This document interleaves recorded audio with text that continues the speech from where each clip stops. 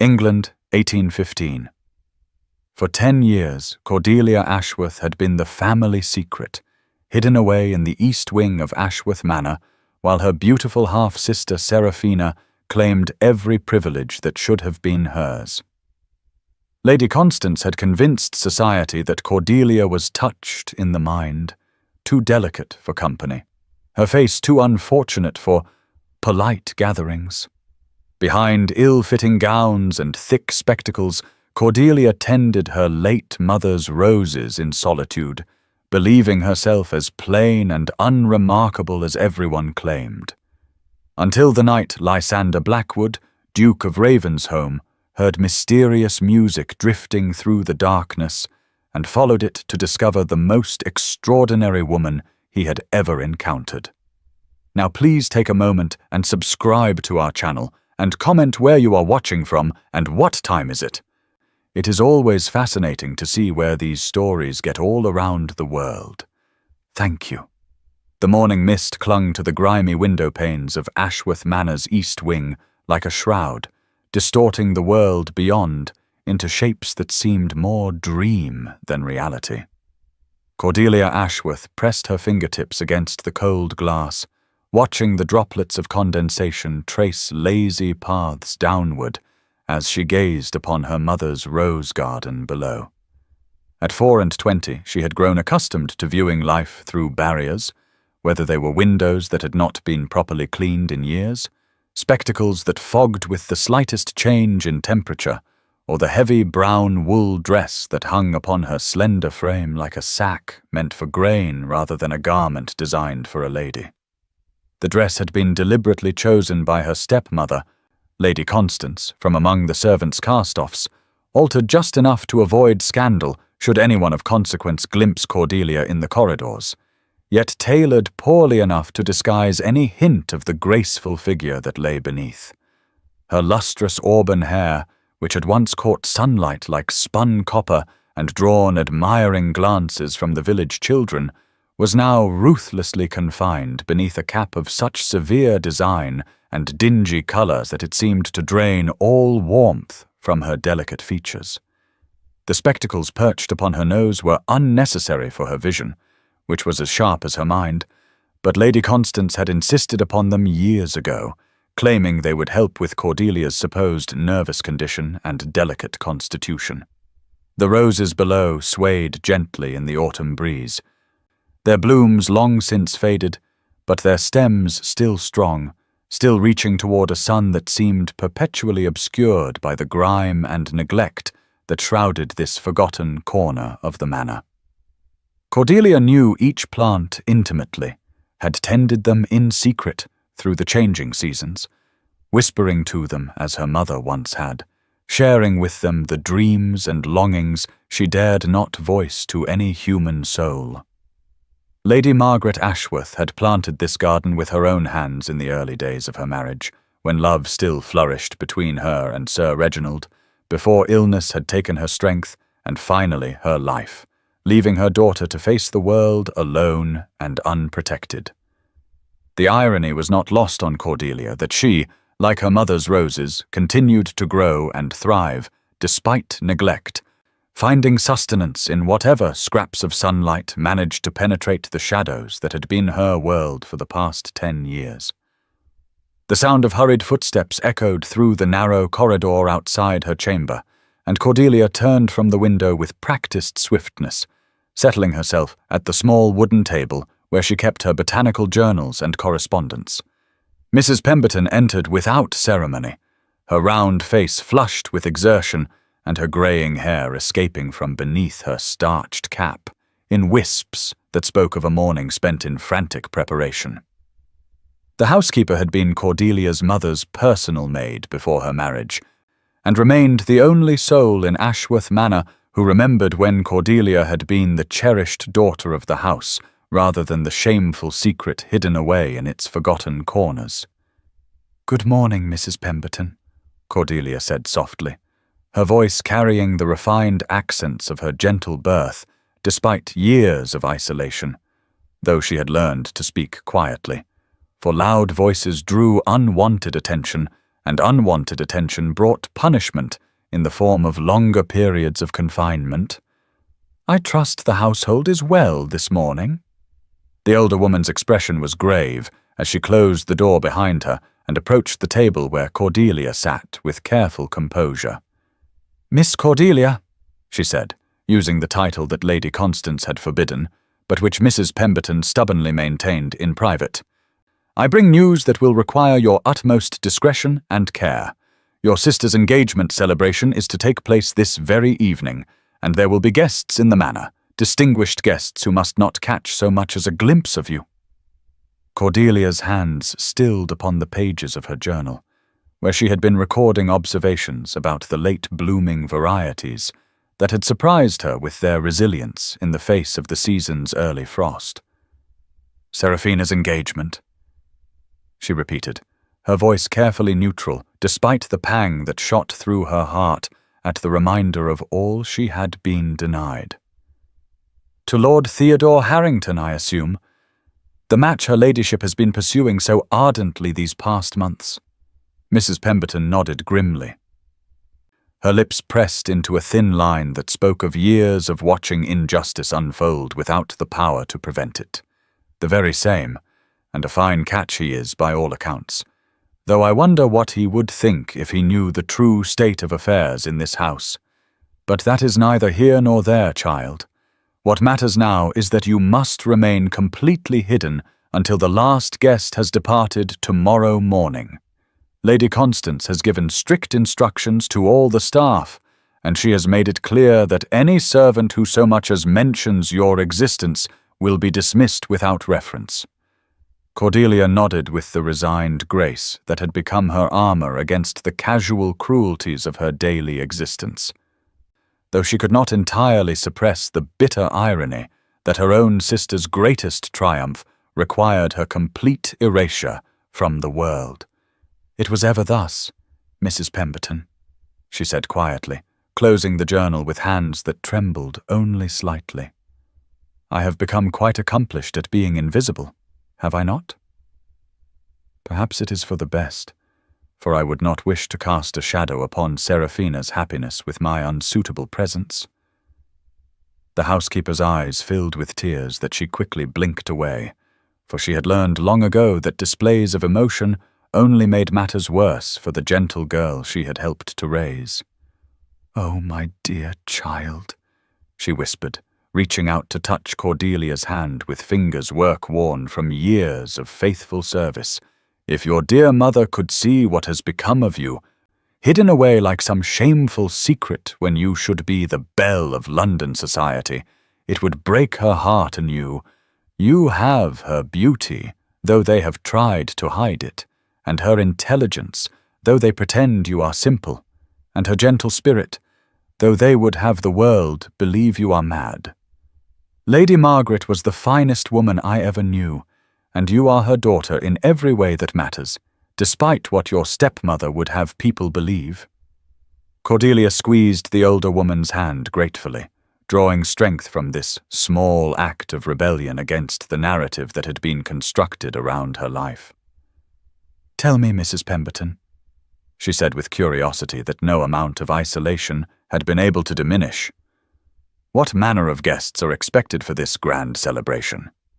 Are they all from Seraphina's usual circle of admirers, or has Lady Constance managed to attract more elevated company to witness her daughter's triumph?"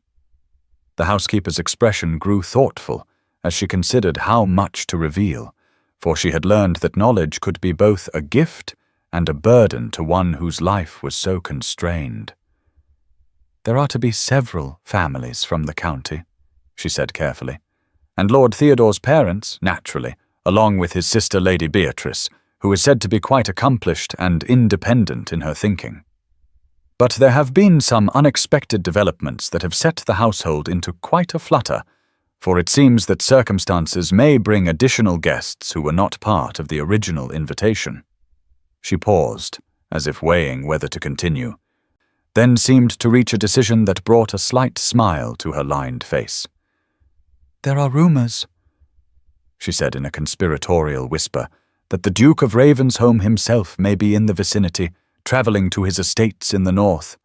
And if that proves to be the case, Lady Constance will move heaven and earth to secure his attendance at tonight's festivities." Cordelia's eyebrows rose in genuine surprise, for even in her isolation she had heard whispers of the mysterious Duke, who was said to be both devastatingly handsome and impossibly reclusive, a man who attended few social functions and was rumoured to have spurned every matchmaking attempt made by ambitious mothers throughout England. "The Shadow Duke," she murmured, using the epithet that had followed Lysander Blackwood through every drawing-room and gentleman's club in London. "They say he is more myth than man, so rarely does he appear in society. What could possibly draw such a figure to our humble county gathering?" Mrs. Pemberton shrugged with the practical wisdom of one who had observed the workings of fate for many years. "Who can say what forces move such great men?" she replied. "Perhaps it is mere coincidence, or perhaps there are currents in the world that we simple folk cannot perceive. What I do know is that Lady Constance has been in such a state of nervous excitement since the possibility was mentioned that she has had the entire household turned upside down in preparation, as though the Prince Regent himself were expected to grace our halls." The afternoon passed slowly for Cordelia, who found herself unusually restless as the sounds of preparation echoed through the manor below. She attempted to lose herself in her correspondence, carefully crafting responses to the botanical societies that had unknowingly welcomed her contributions under the masculine pseudonym she had adopted years ago when she first began to share her observations and theories about plant cultivation and hybridization. The irony was not lost on her that her mind was valued and respected by learned men across England, even as her own family treated her as though she possessed neither intelligence nor worth. Her sketches, too, provided some distraction, as she worked to capture the delicate structure of a dried flower specimen that had caught her attention during her last secret venture into the garden. Yet, despite her efforts to maintain her usual routine, Cordelia found her thoughts returning again and again to the possibility that she might catch a glimpse of the legendary Duke of Ravensholm, this man whose reputation for mystery and reclusiveness had captured the imagination of society, even as his avoidance of it had frustrated every ambitious mother with marriageable daughters. As evening approached and the sounds of arriving carriages began to filter up from the main drive, Cordelia positioned herself carefully at her window, taking care to remain in the shadows where she could observe without being observed.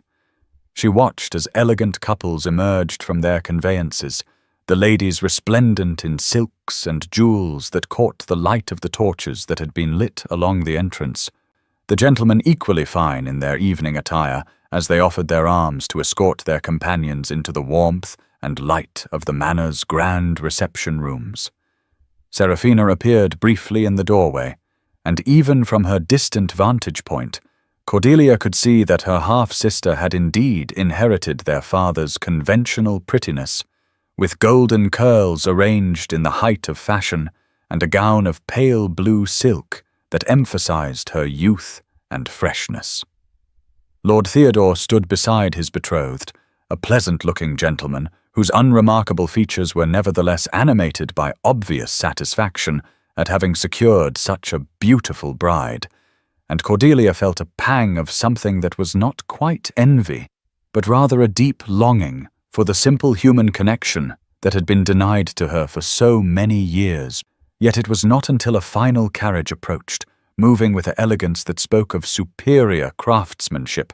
and drawn by horses whose breeding was evident even in the uncertain light of dusk, that Cordelia felt her breath catch in her throat,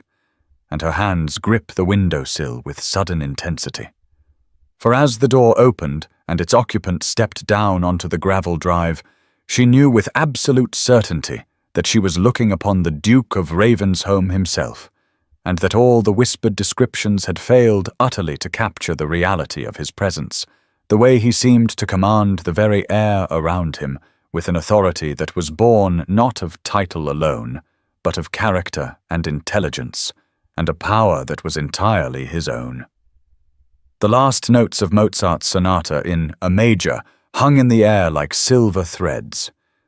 weaving through the silence of the abandoned music room with a poignancy that seemed to transform the very dust motes dancing in the moonbeams, streaming through the tall windows. Lysander Blackwood stood motionless in the doorway, his hand still resting upon the brass handle as he absorbed the extraordinary performance he had just witnessed. Though witnessed was perhaps too strong a word for what had occurred in the near darkness of this forgotten corner of Ashworth Manor. He had been unable to sleep, his mind too restless after the evening's peculiar dinner conversation, where every word had seemed calculated, every smile rehearsed, every gesture designed to impress rather than express genuine feeling. The Duke had excused himself from the drawing-room, where Lord Theodore was regaling the assembled company with hunting stories of dubious veracity, while Seraphina hung upon his every word with the sort of adoring attention that seemed more performed than felt, and Lady Constance orchestrated the entire scene with the skill of a master puppeteer pulling invisible strings. Something about the household had struck him as fundamentally wrong, though he could not yet articulate the nature of his unease, only that beneath the surface of conventional propriety lay currents of deception that his instincts, honed by years of navigating the treacherous waters of both business and society, detected with increasing certainty.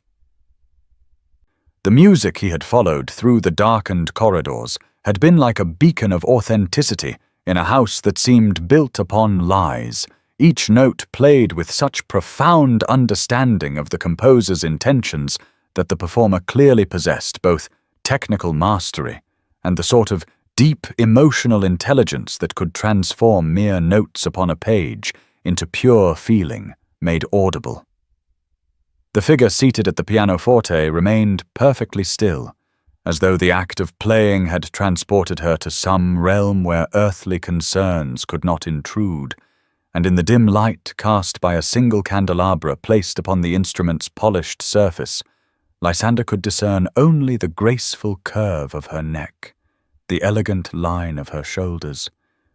and the way her fingers rested upon the keys as though they belonged there by divine right rather than mere training. "Do not stop on my account," he said softly, his deep voice carefully modulated to convey appreciation rather than intrusion. For he had learned long ago that sudden movements or loud sounds could shatter delicate moments like crystal dropped upon stone. That was beautifully played, with an understanding of Mozart that I rarely hear even in the finest London salons. Please, continue if you wish, for I find myself quite enchanted by your interpretation. The young woman's shoulders tensed slightly at his words, and he could sense her surprise and perhaps alarm at being discovered in what was clearly a private moment, yet she did not flee as he half expected she might. Instead, after a moment that seemed to stretch into eternity, she spoke in a voice that was cultured and melodious, though kept deliberately low as though she feared being overheard by others beyond the music room's confines. "You are too kind, sir," she replied, her words carrying an accent that spoke of gentle birth and excellent education, despite the simplicity of her dress and the severe styling of her hair that he could glimpse in profile. "I fear I am merely an adequate amateur whose enthusiasm exceeds her skill, though I confess that music has been my greatest solace during times when other pleasures were denied me. Mozart's genius lies in his ability to speak to the human heart with mathematical precision, do you not think? Each note serves both emotional and architectural purposes, creating structures of sound that mirror the complexities of feeling itself." Lysander found himself moving closer to the pianoforte, drawn by the unexpected sophistication of her observation and the melodious quality of her voice that seemed to resonate with something deep within his chest. "Your analysis demonstrates far more than mere enthusiasm," he replied with genuine interest, for he had spent countless evenings in drawing rooms where young ladies performed dutiful pieces with mechanical precision, but no real understanding of the music's deeper meaning. You speak of Mozart's mathematical precision with the insight of someone who truly comprehends the relationship between structure and emotion in musical composition. Have you studied music theory, or do these observations spring from your own intuitive understanding? The question seemed to surprise her, for she turned slightly in his direction, though the candlelight still kept her features largely in shadow, creating an air of mystery that intrigued him far more than the calculated coquetry he had endured during dinner. "I have had no formal instruction, sir," she admitted with what sounded like wistful longing,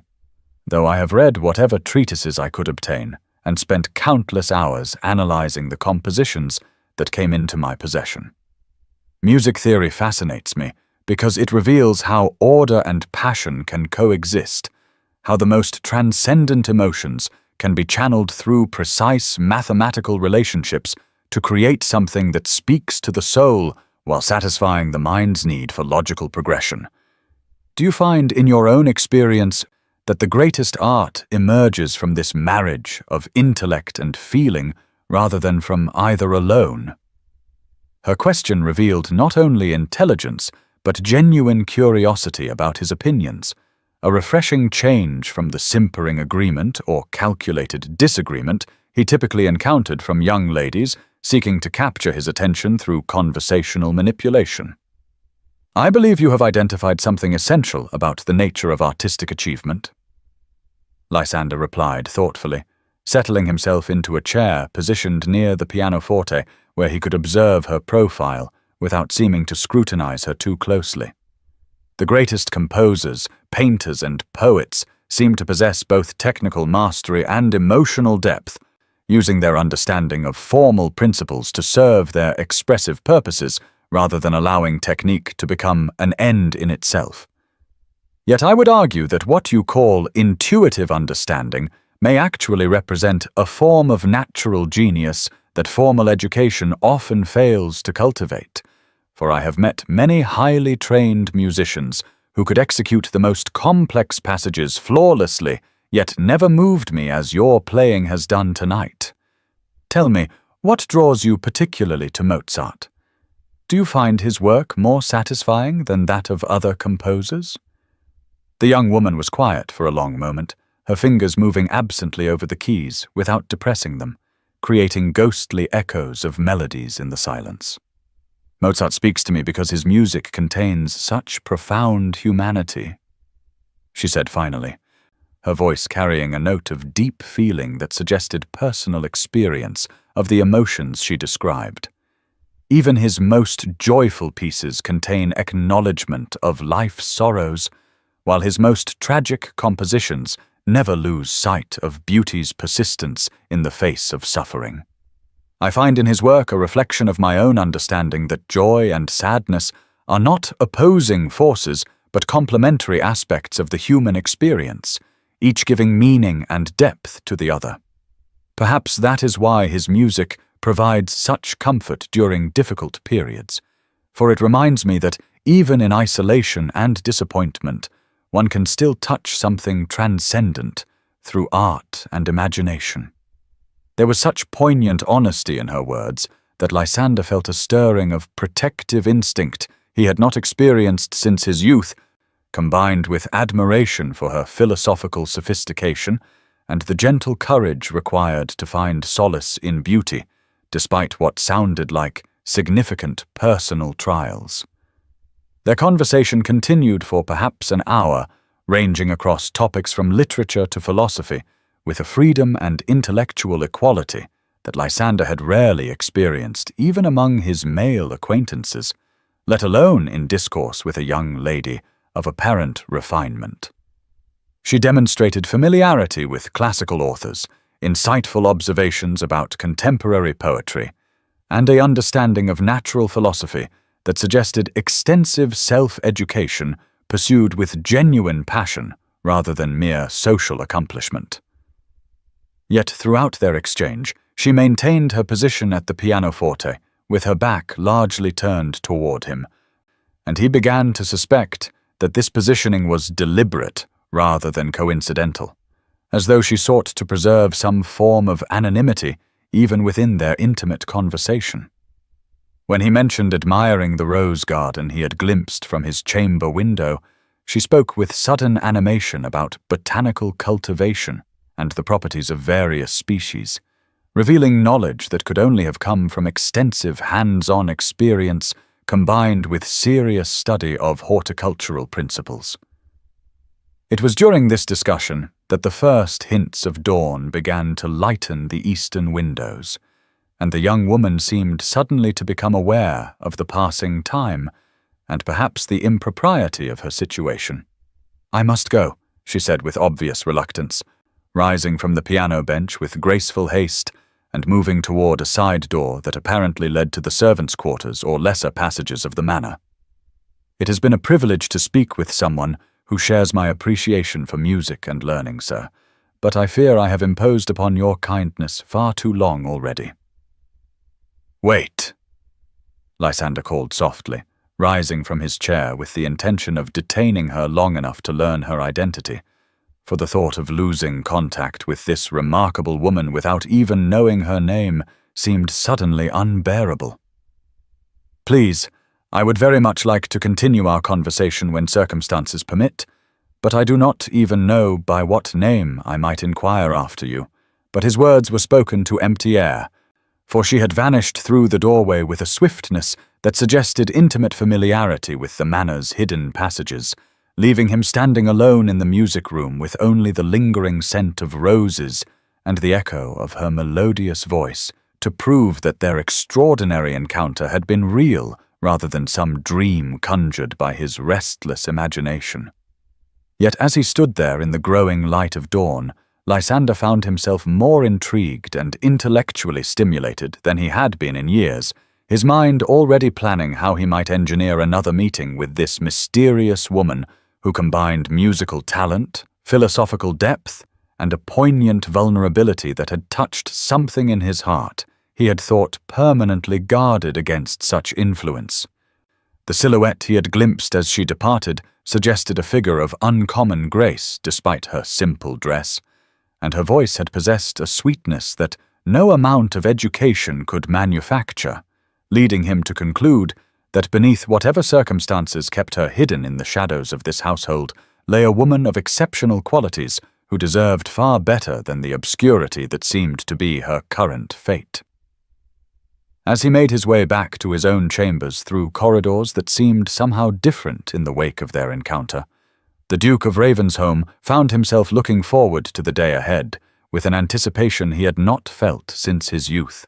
when the world had still seemed full of possibilities for genuine connection and meaningful discovery. The morning brought curious developments that only deepened the mystery surrounding his nocturnal encounter, for when Lysander made subtle inquiries about the household's musical talents during breakfast, he was met with responses that seemed designed more to obscure than illuminate the truth. Lady Constance claimed with emphatic pride that only dear Seraphina possessed any musical accomplishments worth mentioning, though the young lady's performance the previous evening had been merely adequate at best and demonstrated none of the profound understanding or technical mastery he had witnessed in the music room. When he mentioned hearing someone play Mozart with exceptional skill during his midnight wanderings, Sir Reginald grew visibly nervous and hastily changed the subject to hunting prospects in the local countryside, while Lady Constance insisted rather too forcefully that no such performance could have taken place, as all the family and servants had been abed at that hour. The denial was so vehement, and the discomfort it generated so palpable, that Lysander became certain he had stumbled upon some carefully guarded secret, though the nature of that secret remained tantalizingly beyond his grasp. Seraphina herself seemed genuinely puzzled by his questions, suggesting that whatever deception was being practiced, she was not its primary architect, which pointed to her parents as the orchestrators of whatever elaborate charade was being maintained to keep his mysterious musician hidden from view.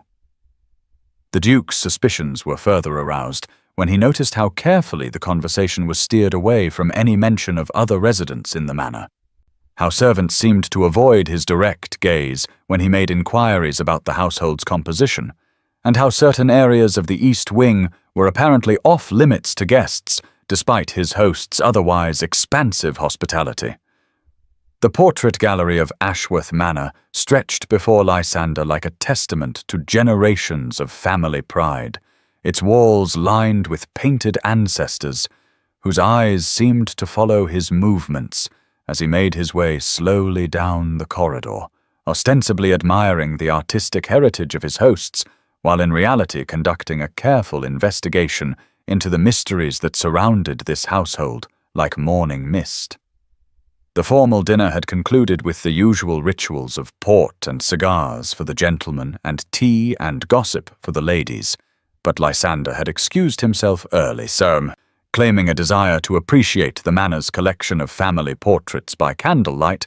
when in truth he hoped to discover some clue to the identity of the remarkable woman who had so captivated his thoughts and imagination during their brief encounters. Each painting told its own story of prosperity and social standing, from stern-faced patriarchs in elaborate wigs to demure matrons surrounded by symbols of their domestic virtues, yet none prepared him for the shock of recognition that struck him like a physical blow when his gaze fell upon a particular portrait positioned in a place of honor near the gallery's center. The woman depicted there possessed an ethereal beauty that transcended the conventional prettiness favored by fashionable portraitists, her delicate features combining strength and softness in a way that spoke of both noble breeding and genuine character, while her eyes held depths of intelligence and compassion that the artist had somehow managed to capture with remarkable skill. But it was not merely the subject's beauty that caused Lysander's breath to catch in his throat and his hand to tighten involuntarily upon the silver-headed walking stick he carried, for the resemblance between this painted lady and the mysterious young woman he had encountered in both the music room and the rose garden was so striking as to be unmistakable, though the figure in the portrait wore jewels and silks befitting her obvious station, while his mysterious musician had been dressed in the simple garb of a servant or poor relation. The nameplate affixed to the ornate gold frame confirmed what his instincts had already suggested, reading in elegant script, Lady Margaret Ashworth, beloved wife and mother, followed by dates that indicated she had died some 10 years previously at the tragically young age of 34, leaving behind what must have been a daughter who had inherited not only her mother's extraordinary beauty, but also her musical talents and intellectual gifts. The soft sound of approaching footsteps caused Lysander to turn from his contemplation of the portrait, and he was not entirely surprised to see Mrs. Pemberton emerging from the shadows at the gallery's far end, her expression grave and thoughtful as she approached him with the careful gait of one who had spent years moving through the manor's corridors without attracting unwanted attention. "Your Grace," she said quietly, her voice carrying the sort of respectful formality that nevertheless suggested she had something of importance to communicate. "I hope you will forgive the intrusion, but I could not help but notice your interest in Lady Margaret's portrait, and I find myself wondering if perhaps you have questions that deserve honest answers rather than the evasions you have been offered thus far." Lysander studied the housekeeper's lined face with the penetrating gaze that had served him well in countless business negotiations and social encounters, recognizing in her steady expression the hallmarks of integrity and loyalty that had become increasingly rare in his experience of the world. "Mrs. Pemberton," he replied with careful courtesy, "I confess that I am indeed curious about certain aspects of this household that seem to contradict the information I have been given by my hosts, and if you are willing to enlighten me, I would be grateful for any illumination you might provide regarding matters that appear to involve deliberate deception." The older woman nodded slowly, as though she had been weighing this decision throughout the day, and had finally reached a conclusion that satisfied both her conscience and her sense of duty to those she served. "What I am about to tell you, Your Grace,"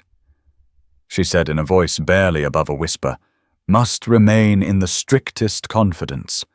for there are lives at stake and consequences that could prove devastating if my trust in your discretion proves misplaced. Yet I find I can no longer remain silent in the face of injustices that grow more grievous with each passing year."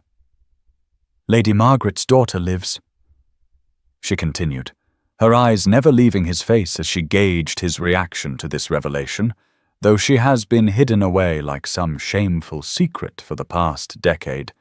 kept prisoner in her own home by a stepmother whose ambitions require the complete erasure of any rival to her own daughter's prospects.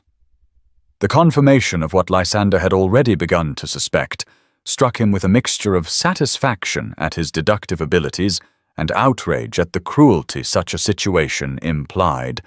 for to hide away a young woman of obvious breeding and accomplishments suggested a level of calculated malice that offended his sense of justice as much as it explained the atmosphere of deception that permeated the manor like a poisonous vapor.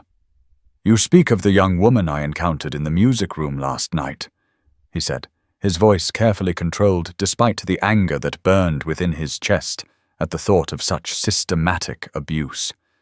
And again this morning in the rose garden, where her knowledge and cultivation clearly exceeded anything that could be attributed to mere casual interest in horticulture. Mrs. Pemberton nodded with obvious relief at his understanding, her shoulders relaxing slightly, as though the burden of secrecy had grown too heavy to bear alone. "Miss Cordelia is Sir Reginald's legitimate daughter and the rightful heir to half of this estate," she explained, her voice growing stronger as she committed herself fully to this dangerous confession. As well as inheritor of her mother's substantial dowry and properties, that would make her one of the wealthiest unmarried women in the county if she were permitted to claim her rightful inheritance.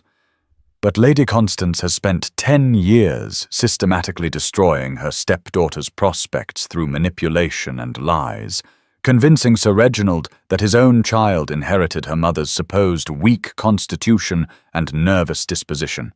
conditions that required constant supervision and protection from the corrupting influences of society. What began as temporary isolation following Lady Margaret's death has gradually transformed into complete imprisonment, with Cordelia's very existence denied to the outside world, while her half-sister enjoys every privilege and opportunity that should by rights be shared between them.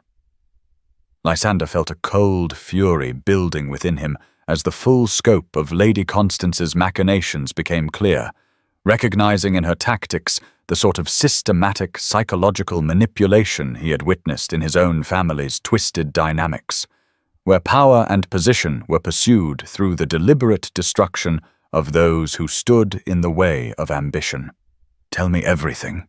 he commanded with quiet intensity, his aristocratic bearing lending weight to words that might have seemed presumptuous from a man of lesser standing. "For I find myself deeply concerned for Miss Cordelia's welfare and disposed to take whatever action might be necessary to remedy this intolerable situation." Mrs. Pemberton glanced nervously toward the gallery's entrances, ensuring they remained unobserved, before continuing her revelations with the desperate urgency of one who had waited years for an opportunity to speak truth to someone with the power to act upon it. "The isolation began gradually," she explained, with Lady Constance suggesting that poor Cordelia was too delicate for the rough play of other children, too sensitive for the noise and excitement of social gatherings, too refined for the coarse manners of local society. Sir Reginald, devastated by grief and guilt over his late wife's death, accepted these assessments without question, particularly as his new bride demonstrated such apparent concern for his daughter's welfare and such skill in managing the household's complex social obligations. But as Cordelia grew from child to young woman and her resemblance to her beautiful mother became undeniable, Lady Constance's protective measures became increasingly restrictive until the girl found herself confined to the east wing of the manor with only myself and a handful of loyal servants for company, her very existence a secret known only to the household staff, who had been threatened with immediate dismissal should they reveal her presence to any outside party. The cruel irony, Mrs. Pemberton continued with obvious pain, is that Miss Cordelia possesses every accomplishment that should make her the toast of London society. From her musical talents and artistic abilities to her extensive self-education in subjects ranging from literature and philosophy to natural sciences and estate management, yet all of these gifts have been hidden away like buried treasure, while her half-sister, who possesses neither beauty nor intellect in equal measure, enjoys the recognition and opportunities that should belong to both young ladies. The systematic nature of the abuse became even clearer as Mrs. Pemberton described how Lady Constance had gradually assumed control over Cordelia's inheritance through her influence over Sir Reginald, convincing him that his daughter's supposed fragile mental state made her unsuitable for the responsibilities of managing her own affairs, while simultaneously ensuring that no outside parties had opportunity to assess Cordelia's actual condition or capabilities through direct observation. Several suitors had indeed made inquiries about the Ashworth daughters over the years, Mrs. Pemberton revealed, including some gentlemen of considerable standing who had heard rumours of Lady Margaret's beautiful daughter and hoped to make her acquaintance, but Lady Constance had turned them all away with explanations about Cordelia's delicate health and unsuitability for the demands of marriage and social position. The most tragic aspect of the situation, the housekeeper continued with tears beginning to gather in her eyes, is that Miss Cordelia has gradually come to believe many of the lies told about her own nature and worth, accepting her isolation as necessary protection for others rather than recognizing it as the cruel imprisonment it truly represents. She speaks of herself as plain and unremarkable, though she possesses beauty that surpasses her half-sister's conventional prettiness, and describes her intelligence as merely adequate, though her learning exceeds that of most gentlemen of my acquaintance, for she has been so systematically convinced of her own inadequacy that she cannot see herself as others would see her if given the opportunity.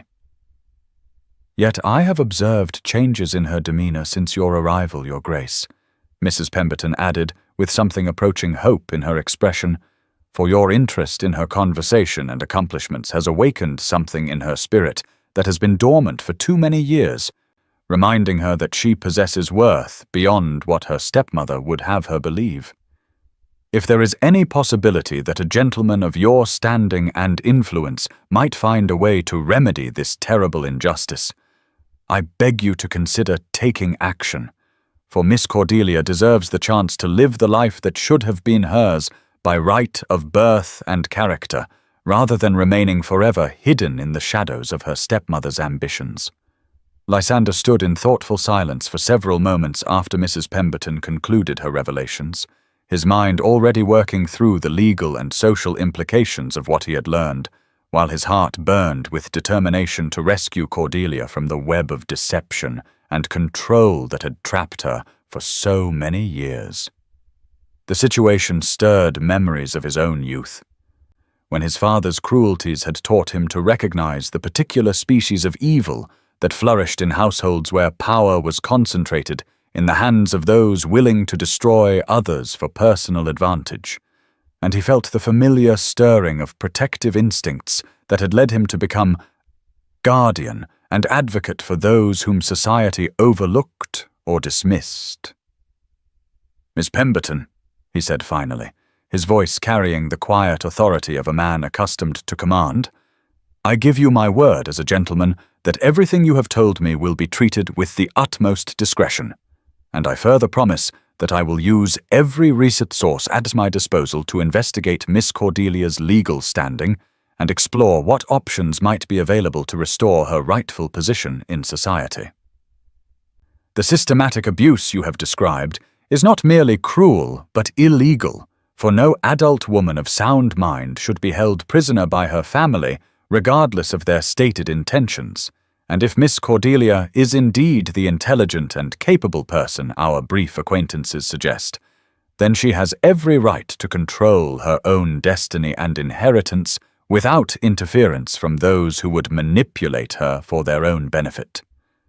You have shown remarkable courage in speaking truthfully about these matters, he continued, with genuine respect for the older woman's loyalty and integrity, and I hope you will continue to serve as Miss Cordelia's advocate and protector while I determine the best course of action to remedy this intolerable situation, for she will need allies within the household as circumstances develop and the truth of her situation becomes more widely known. The morning sun cast long shadows across the rose garden as Lysander made his way through the carefully tended paths, ostensibly taking his customary walk, while in reality keeping a predetermined appointment that had become the brightest part of each day since Mrs. Pemberton had begun facilitating these carefully orchestrated encounters between himself and the remarkable young woman who had captured both his imagination and his heart. 3 weeks had passed since the housekeeper had revealed the truth of Cordelia's situation. And in that time they had managed to establish a routine of meetings that appeared accidental to any casual observer, yet provided precious opportunities for conversation and companionship that had gradually transformed both participants in ways that neither had anticipated when their alliance first began. Mrs. Pemberton had proven herself an invaluable co-conspirator in their campaign to restore some measure of normal social interaction to Cordelia's constrained existence, arranging for properly fitted clothing to be delivered to her chamber under the guise of necessary repairs to her existing wardrobe, smuggling books and periodicals from Lysander's own extensive traveling library to supplement her reading materials, and creating opportunities for the Duke to encounter Cordelia in settings where their conversations could unfold naturally without the awkwardness of obvious deception. The transformation in Miss Ashworth had been nothing short of remarkable, as though some essential part of her spirit had been gradually awakening from the dormancy imposed by years of systematic suppression and isolation, revealing layers of intelligence, wit, and grace that had been buried beneath the careful disguises her stepmother had constructed to hide her true nature from the world, and perhaps even from herself. This morning, Cordelia awaited him beside the climbing roses that had been her mother's particular pride, and the sight of her caused Lysander's breath to catch in his throat, as it did each time he encountered her in the improved circumstances their conspiracy had managed to create. The simple morning dress Mrs. Pemberton had somehow procured fit her slender figure properly, revealing the elegant lines that had been hidden beneath ill-fitting garments for so many years, while her lustrous auburn hair had been arranged in a style that flattered her delicate features without the severe constraint of the unflattering cap that had previously concealed its beauty. More importantly, her violet blue eyes sparkled with animation and intelligence as she looked up from the botanical journal she had been consulting, her expression brightening with genuine pleasure at his approach in a way that sent warmth flooding through his chest and reminded him daily why he had become so thoroughly captivated by this extraordinary woman who combined remarkable intellectual gifts with a sweetness of character that no amount of mistreatment had been able to corrupt. "Good morning, Your Grace," she said, with the natural grace that had emerged more clearly as her confidence grew, "though I fear you may find me rather poor company today, for I have been struggling with a particularly challenging passage in Linnaeus regarding the classification of hybrid rose varieties, and my inadequate Latin has proven quite frustrating to my attempts at comprehension." Her self-deprecating comment about her linguistic abilities caused Lysander to smile, for he had discovered over the course of their conversations that Cordelia's education, though self-directed, was remarkably comprehensive, and that her supposed inadequacies were merely the result of having no formal instruction to guide her studies rather than any lack of intellectual capacity or dedication to learning. Miss Ashworth, Lysander replied with the warmth that had gradually replaced the formal courtesy of their early encounters. I suspect your Latin is far superior to that of most gentlemen of my acquaintance, and I would be delighted to assist with any troublesome passages if you would permit me to examine the text in question, for I have found that collaborative translation often reveals nuances that escape solitary effort. Moreover, he continued as he settled himself on the stone bench that had become their customary meeting place, I brought you something that may interest you, though I confess I am somewhat nervous about your reaction to my presumption in offering it. From his coat he withdrew a leather-bound volume that bore the prestigious imprint of the Royal Horticultural Society, its pages crisp and new with the distinctive smell of fresh ink and fine paper that marked it as a recent publication of considerable importance to those interested in botanical studies. Cordelia's eyes widened with surprise and delight as she recognized the significance of the gift, her fingers tracing the embossed title with reverence that spoke of her genuine appreciation for scholarship and learning. Your Grace, she breathed. This is the latest collection of papers from the Society's annual proceedings, but surely such a valuable volume should remain in your own library rather than being given to someone who can offer nothing in return for such generosity. Her protest caused Lysander to lean forward with sudden intensity, his grey eyes searching her face as he spoke with conviction that surprised them both with its fervour. Miss Ashworth, he said earnestly, you consistently underestimate your own worth in a manner that breaks my heart, for you have already given me more through our conversations and companionship than any book could possibly represent, and I would consider it the greatest honour if you would accept this small token of my esteem and appreciation for the intellectual stimulation and genuine pleasure your society has brought to my life. Furthermore, he continued with a smile that held hints of mischief alongside affection, I have particular reasons for believing that this volume will be of special interest to you, for it contains several papers on rose cultivation that I suspect may seem remarkably familiar when you examine them closely. Cordelia opened the book with careful reverence, her slender fingers turning pages with the practiced care of one who truly valued books as treasures rather than mere objects. And as she reached the section devoted to botanical studies, her expression changed from general interest to shock, and then to something approaching wonder as she encountered her own work presented in the formal setting of scholarly publication. My article on hybrid tea roses, she whispered, her voice barely audible as she stared at the printed pages that transformed her careful observations and theories into permanent scholarly record. But how did you discover that I was the author when I submitted it under the name of C.A. Sheffield? Lysander felt a surge of pride on her behalf as he witnessed her amazement at seeing her intellectual contributions recognized and validated by the scholarly community, even as he recognized the poignancy of her surprise that anyone would take the trouble to uncover her identity or acknowledge her accomplishments. I have extensive connections within various learned societies, he explained gently, and when I became curious about the impressive series of papers that had been appearing under that particular pseudonym, I made discreet inquiries that eventually led me to the truth of their authorship, though I confess I was hardly surprised to discover that the brilliant mind behind those observations belonged to the remarkable woman whose conversation has so thoroughly captivated my attention. Your work has been praised by some of the most respected authorities in botanical studies, Miss Ashworth, and your theories regarding cross-pollination techniques have influenced cultivation practices throughout England, yet here you sit in enforced isolation, believing yourself to be of little worth or intelligence, when in reality you have achieved more scholarly recognition than most university-trained gentlemen manage in entire lifetimes. The tears that gathered in Cordelia's eyes were clearly tears of joy rather than sorrow, though they contained complex emotions that spoke of years of believing herself inadequate and unremarkable. being suddenly challenged by evidence of genuine achievement and recognition that she had never imagined possible. "You have given me such a gift," she said softly,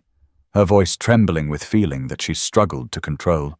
"Not merely this beautiful book, but the knowledge that my work has value beyond my own personal satisfaction, that perhaps I am not the useless creature Lady Constance has convinced me I must be if I am to justify the care and protection she claims to provide for my benefit. For so many years I have accepted that my interests and observations were merely the harmless pursuits of someone with too much time and too little understanding of my proper place in the world,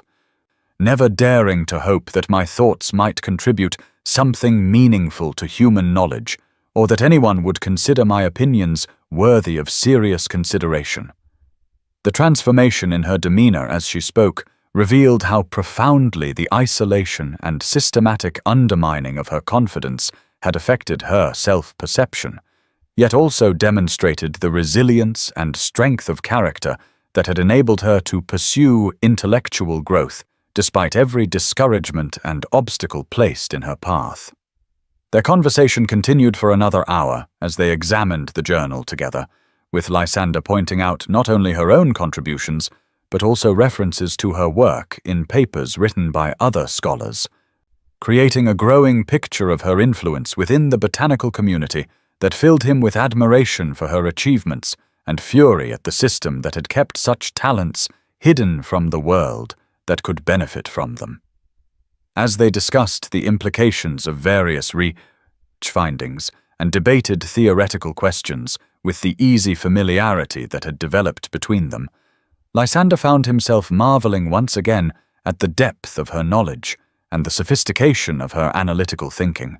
qualities that made their intellectual partnership as satisfying as their growing emotional connection had become precious to his formerly solitary existence. Yet even as he reveled in her company and took pleasure in witnessing her growing confidence and self-awareness, a part of his mind remained alert to the dangers that surrounded their clandestine relationship, for he had begun to notice signs that Lady Constance was growing suspicious of his frequent absences from the manor's public areas and his obvious lack of interest in the entertainments she arranged for his amusement. The delicate balance they had maintained between discretion and companionship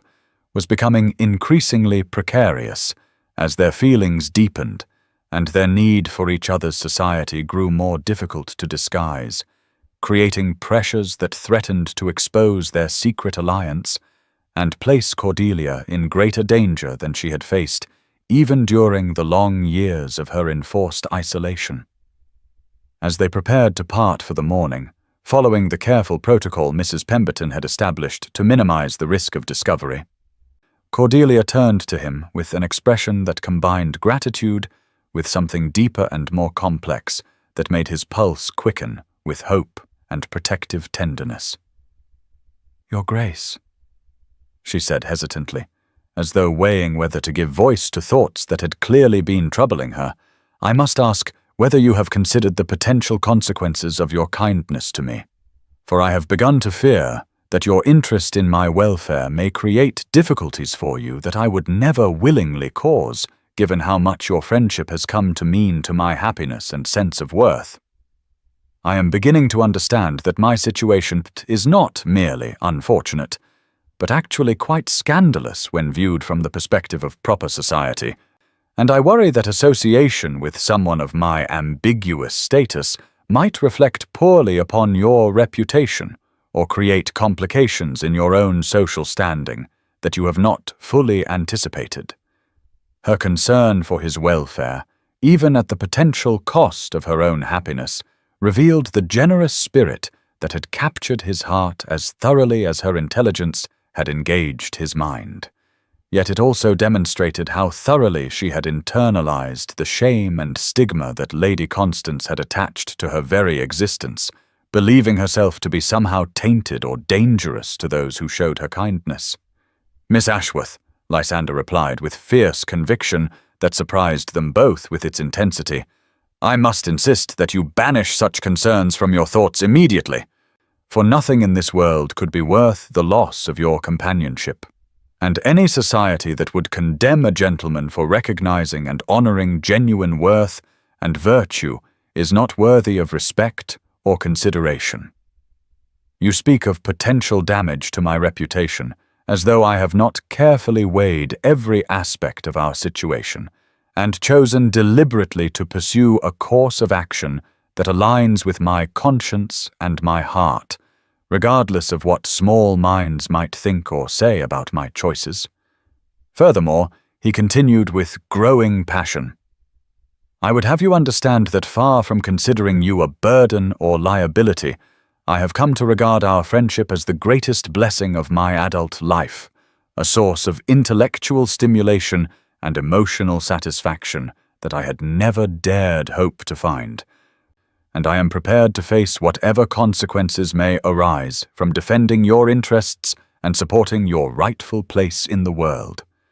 The day is coming, and sooner than you might imagine, when you will take your proper position in society as the accomplished and remarkable woman you have always been, despite every attempt to convince you otherwise.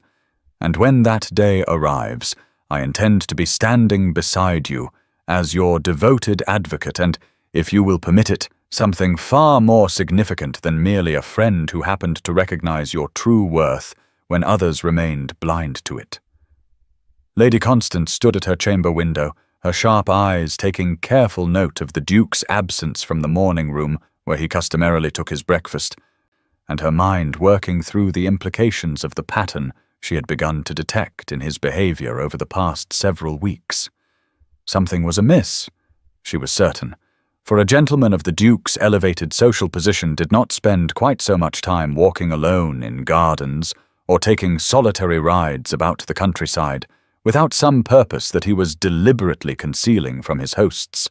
and her instincts, honed by years of social maneuvering and careful observation of human nature, detected undercurrents of deception that threatened the carefully constructed facade she had maintained for so many years. The Duke's obvious lack of interest in Seraphina's considerable charms had been troubling enough, for she had counted upon his presence at the manor to elevate her daughter's social standing, and perhaps even inspire a proposal that would secure the brilliant marriage she had worked so tirelessly to arrange.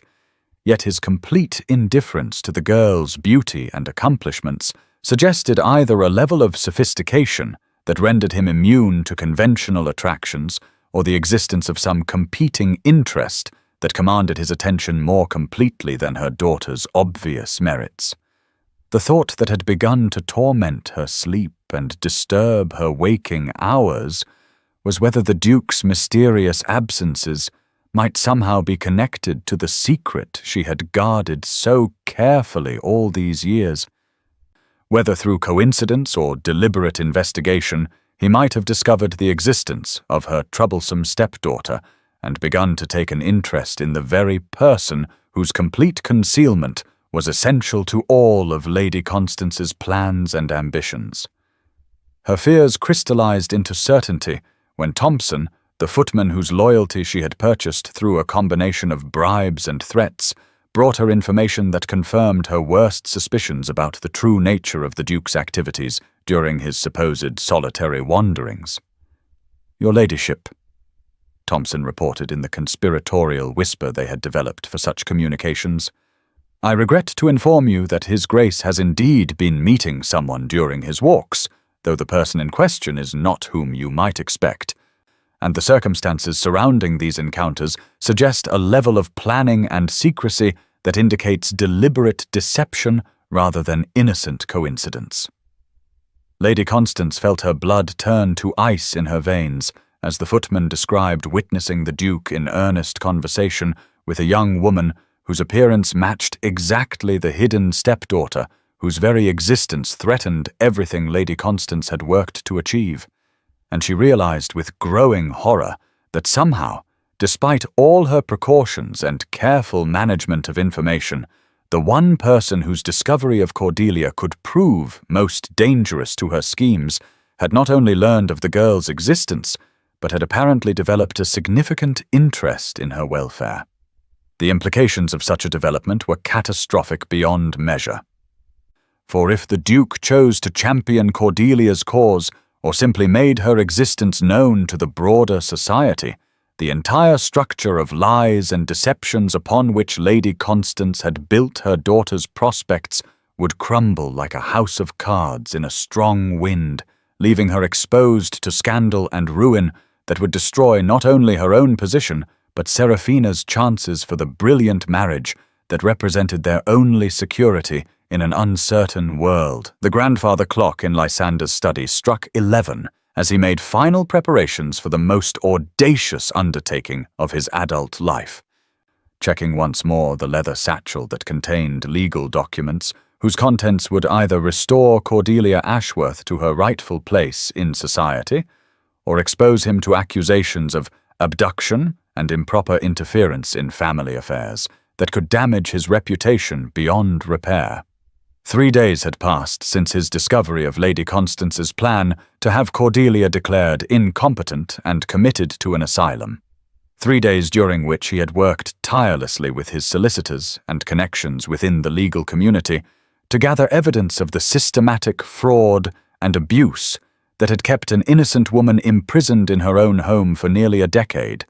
while her stepmother embezzled her inheritance and denied her fundamental rights as an adult citizen of England. The documents spread across his mahogany desk represented months of investigation compressed into urgent action, including bank records that proved Lady Constance's unauthorized access to Cordelia's trust funds, forged medical certificates that had been used to justify her continued confinement, and sworn statements from former servants who had been dismissed over the years for showing sympathy to the hidden daughter whose existence threatened the elaborate deception upon which the Ashworth family's current prosperity depended. Yet even with overwhelming evidence of wrongdoing at his disposal, Lysander understood that legal justice would mean nothing if Cordelia remained within her stepmother's power long enough for the commitment proceedings to be initiated. For once, she was declared mentally incompetent by corrupt medical authorities.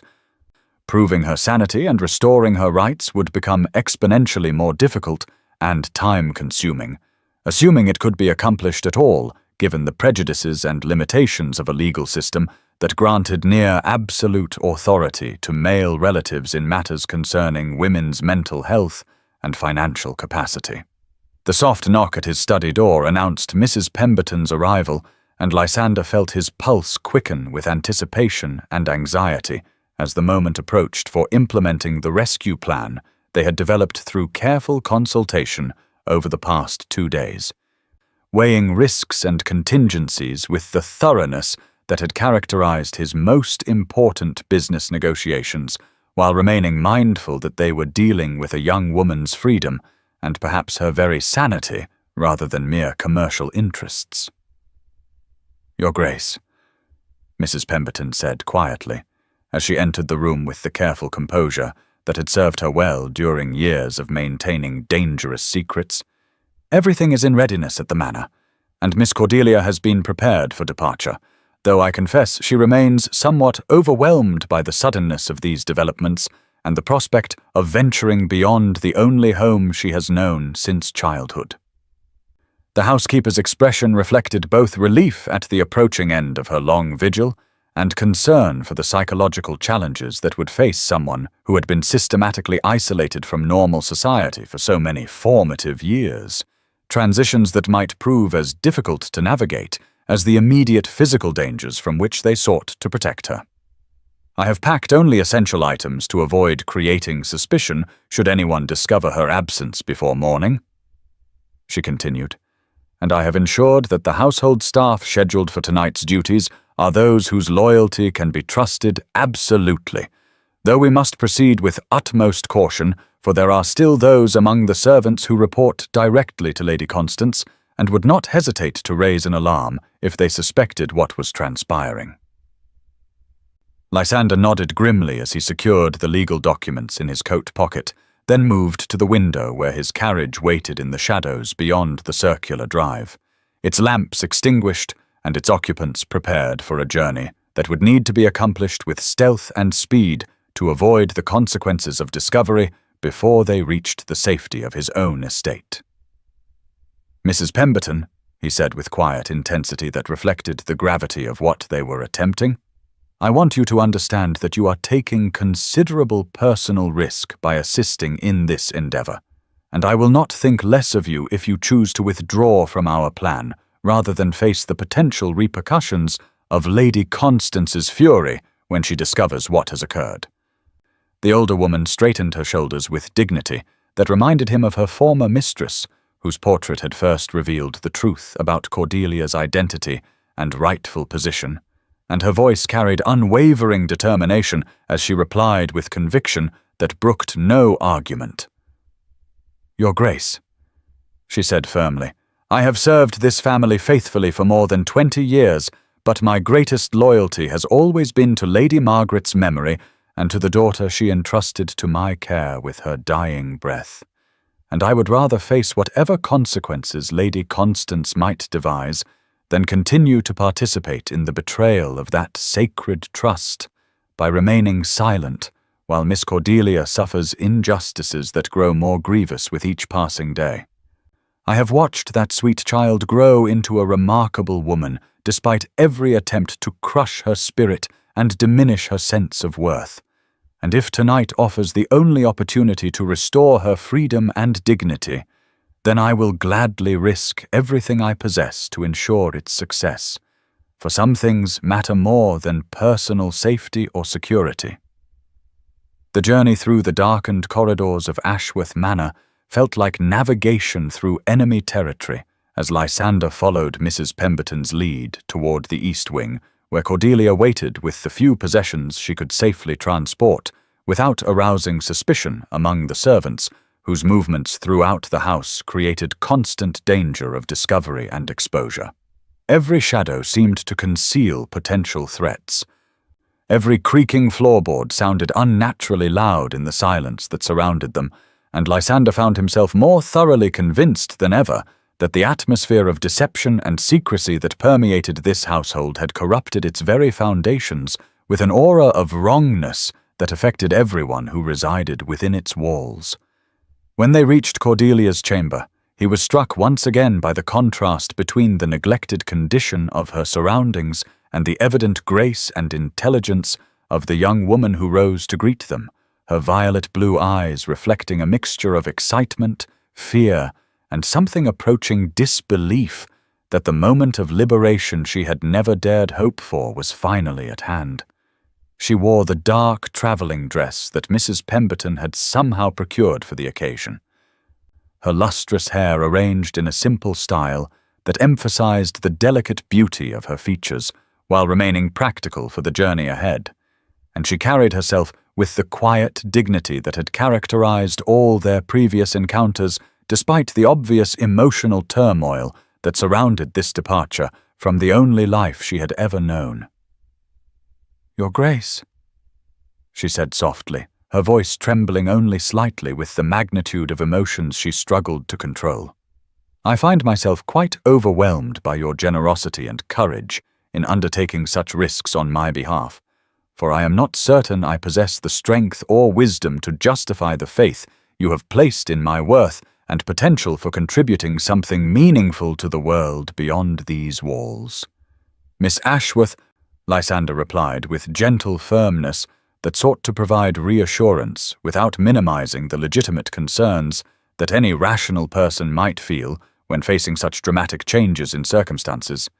"You have already demonstrated far more strength and wisdom than you realize simply by surviving years of systematic oppression while maintaining your essential humanity and intellectual curiosity.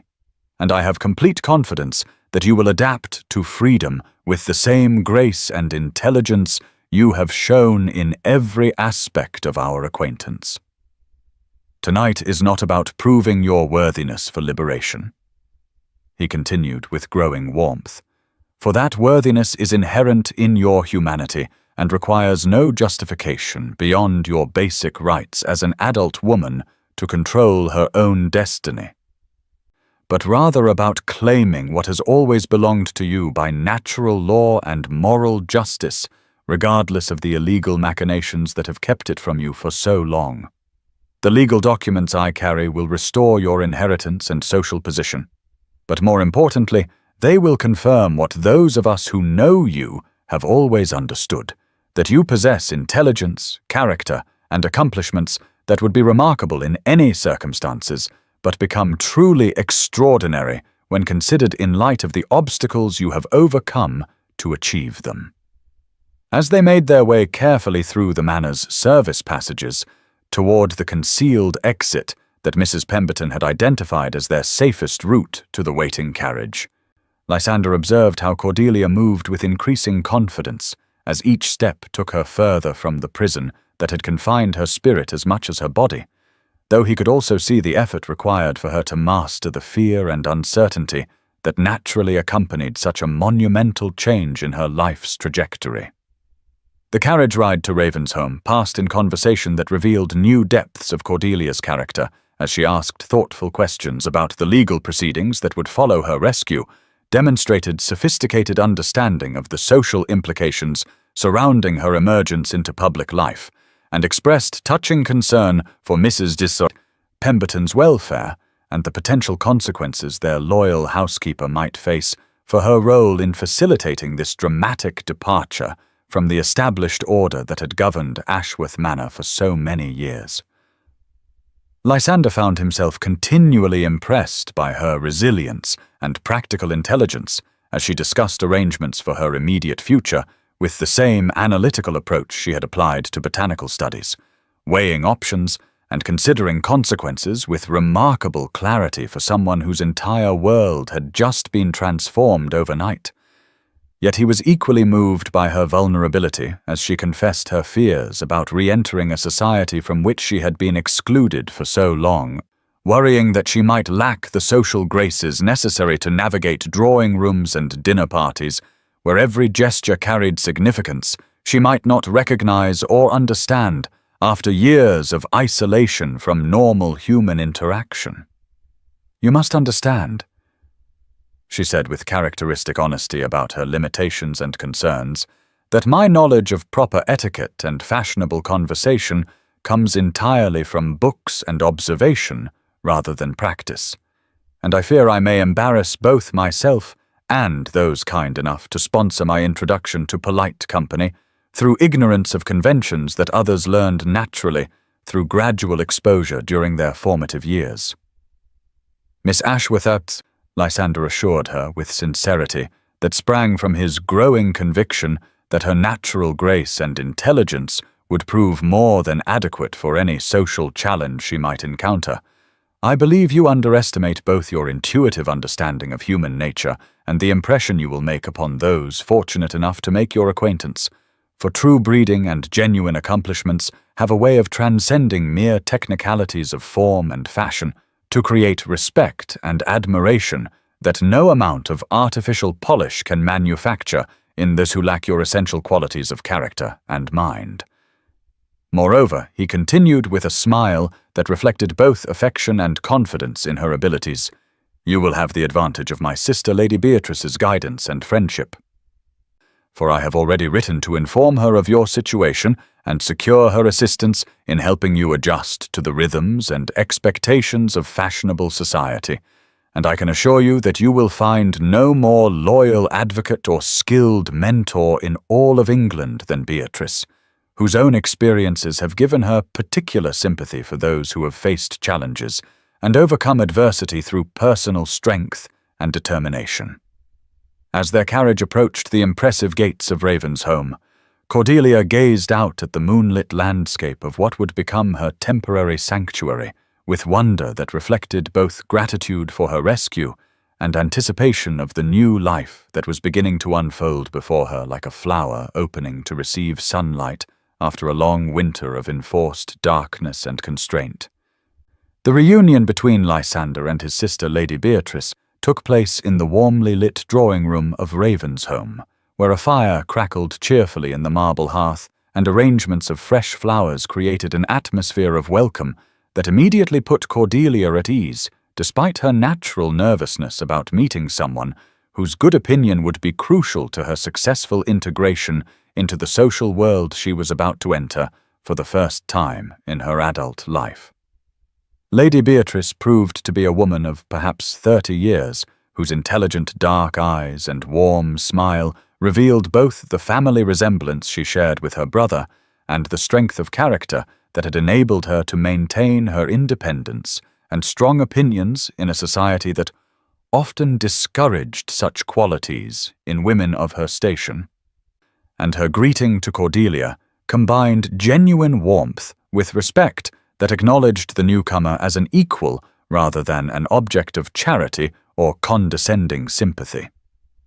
"My dear Miss Ashworth," Lady Beatrice said, as she rose to embrace Cordelia with natural grace that immediately established their relationship on terms of friendship rather than formal acquaintance. "Lysander has told me something of your circumstances and experiences, though I suspect the full story of your courage and resilience would require far more time to relate properly than we have available tonight. And I want you to know that you are not merely welcome in this house, but treasured as someone whose presence brings honor to our family through your own remarkable qualities and achievements. I understand that the transition from enforced isolation to normal social interaction may seem daunting," she continued, with empathy that sprang from her own experiences of navigating a world that often proved hostile to women who dared to think and act independently. "But I hope you will allow me to serve as both friend and guide as you discover the freedoms and opportunities that are rightfully yours, for I have learned through my own journey that the greatest pleasure in life comes from using our talents and intelligence in service of purposes larger than ourselves, and I believe you will find that your unique perspective and hard-won wisdom will prove invaluable assets in any endeavor you choose to pursue." The warmth of Lady Beatrice's welcome and the security of Lysander's protection combined to create an atmosphere of safety and acceptance that allowed Cordelia to begin relaxing the vigilant self-control that had become second nature during her years of careful concealment and systematic undermining of her confidence and self-worth. For the first time in memory, she found herself in the company of people who valued her thoughts and opinions, not despite her unconventional background, but because of the unique insights and experiences that background had given her, and the sensation of being truly seen and appreciated for her authentic self rather than judged according to standards designed to diminish her sense of worth proved both exhilarating and emotionally overwhelming in ways that brought tears of gratitude to her eyes.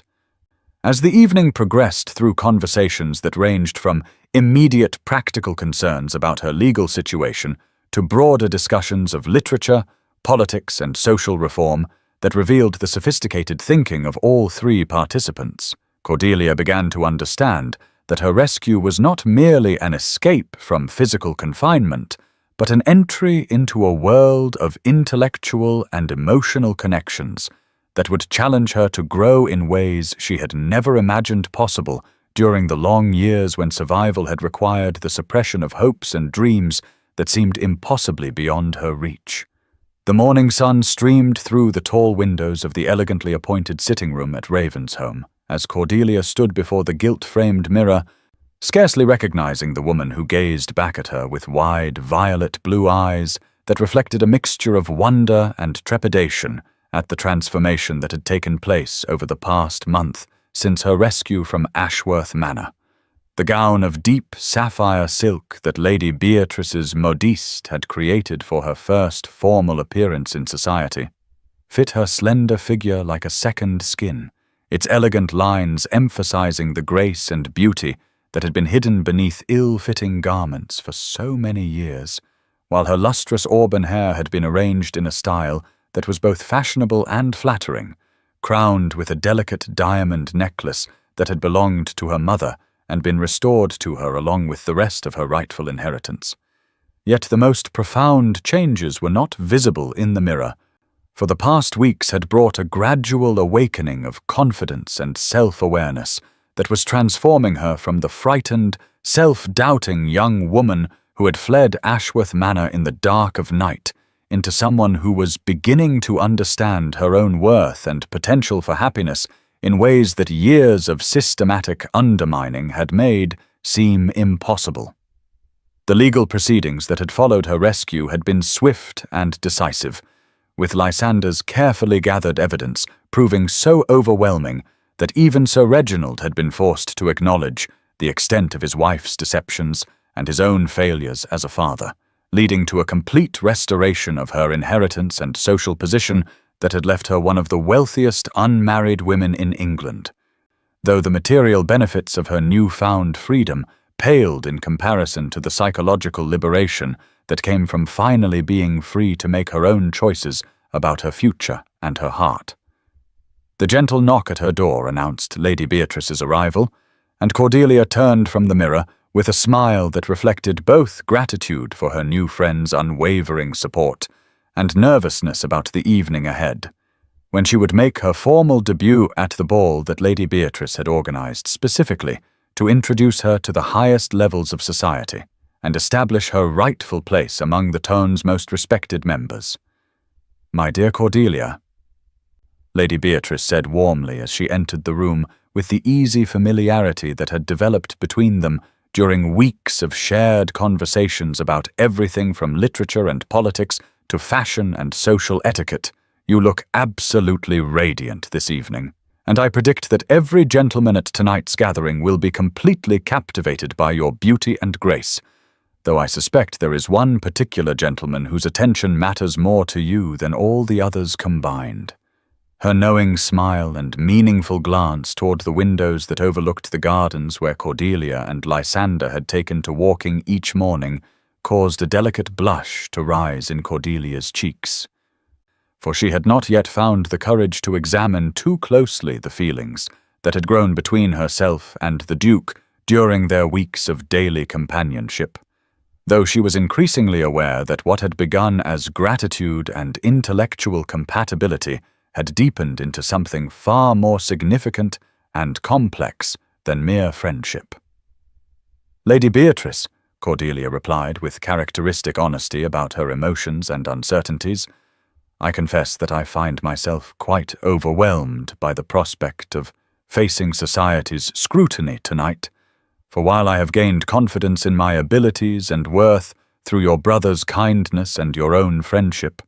I cannot help but wonder whether I possess the social graces necessary to navigate the complex expectations and unspoken rules that govern fashionable gatherings, particularly when my own background is so unusual and my introduction to this world has been so sudden and dramatic." Lady Beatrice approached her new friend with the warm expression of someone who understood the challenges facing anyone who dared to enter society under circumstances that defied conventional expectations, and her voice carried both reassurance and conviction as she addressed Cordelia's concerns, with the wisdom born of her own experiences as a woman who had learned to maintain her independence and strong opinions despite social pressures to conform to more traditional roles. "My dear girl," she said gently, placing a comforting hand on Cordelia's arm, "you must remember that true breeding and genuine accomplishments cannot be hidden or diminished by temporary uncertainty about social conventions, and I can assure you that your natural grace and intelligence will serve you far better than any amount of artificial polish could provide. For authentic character always recognizes itself in others and commands respect from those whose opinions are worth having." Moreover, she continued with a smile that held hints of mischief alongside affection, "I have it on excellent authority that at least one gentleman will be watching you with eyes that see only perfection, regardless of any minor missteps you might imagine you could make, and his opinion should carry considerably more weight than the idle chatter of those who lack the wisdom to recognize true worth when it appears before them." The sound of approaching carriage wheels in the circular drive below signaled the arrival of the evening's first guests, and Lady Beatrice moved to the window with obvious satisfaction as she observed the elegant conveyances that were beginning to fill the courtyard with London's most distinguished families, each arriving with expectations and curiosity about the mysterious young woman whose sudden emergence had become the season's most intriguing topic of conversation.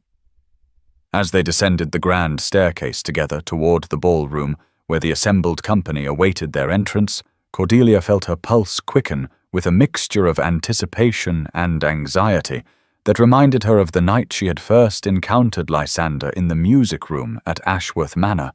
though now she walked openly toward recognition and acceptance rather than fleeing from discovery and potential punishment. The ballroom itself was a vision of elegant splendor, with crystal chandeliers casting warm light over walls decorated with fresh flowers and silk hangings, while the assembled guests represented the cream of English society, from political leaders and literary figures to wealthy merchants and titled aristocrats who had come to witness what promised to be one of the most talked-about debuts in recent memory. Yet despite the magnificence of the setting and the importance of the occasion, Cordelia found that her attention was immediately drawn to the tall figure standing near the fireplace, where Lysander waited with an expression of pride and admiration that sent warmth flooding through her chest and reminded her of all the reasons she had grown to treasure his companionship beyond mere gratitude for his rescue from her stepmother's machinations. He wore formal evening attire with the natural elegance that marked him as a gentleman of breeding and substance, but it was the way his grey eyes lit up when they met hers across the crowded room that made her breath catch in her throat and her heart race with emotions she was only beginning to acknowledge and understand. The evening progressed through a carefully orchestrated series of introductions and conversations that gradually revealed the extent to which London society had embraced the romantic story of her rescue and restoration, though Cordelia also detected undercurrents of curiosity and speculation about her background and sudden emergence that reminded her that acceptance in this world would need to be earned through her own conduct and character rather than simply assumed based on her legal status and restored inheritance. Lady Jersey proved particularly gracious in her welcome, praising Cordelia's musical accomplishments and expressing genuine interest in her botanical studies, while Lord Holland engaged her in a sophisticated discussion of contemporary poetry that demonstrated his respect for her intellectual capabilities despite the unconventional nature of her education and background. Yet it was during a quiet moment between formal presentations that Cordelia experienced her first real test of the confidence and self-possession she had been developing under Lady Beatrice's guidance, when Lord Theodore Harrington approached her with an expression of interest that seemed quite different from the dutiful politeness he had shown during his engagement to Seraphina.